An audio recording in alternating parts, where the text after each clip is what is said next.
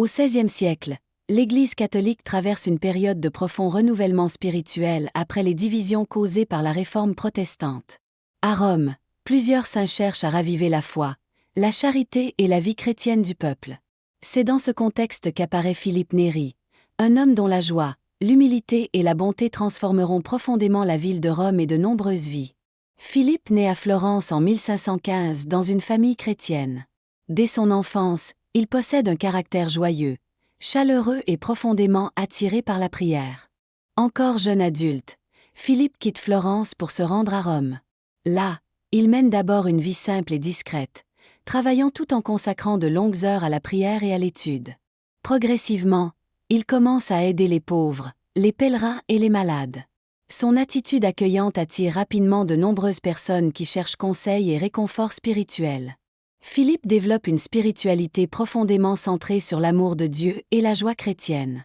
Contrairement à une vision triste ou sévère de la foi, il encourage les gens à vivre avec simplicité, humour et confiance en Dieu. Ordonné prêtre en 1551, il devient rapidement un confesseur très recherché.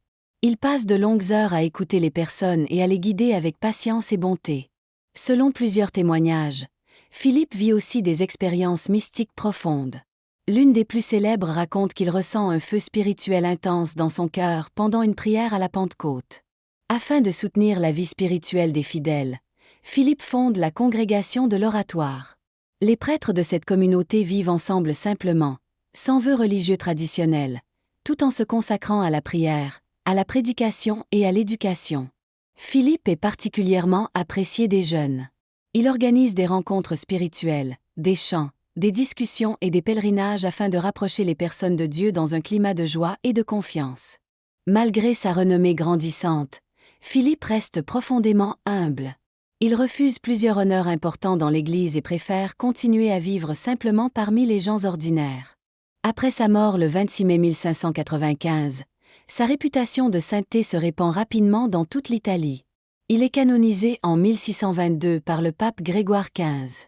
Aujourd'hui encore, Saint Philippe Néri demeure un grand modèle de joie chrétienne, de bonté et de proximité avec les personnes. Saint Philippe Néri nous enseigne que la joie, la bonté et l'humilité peuvent devenir de puissants chemins pour conduire les autres vers Dieu.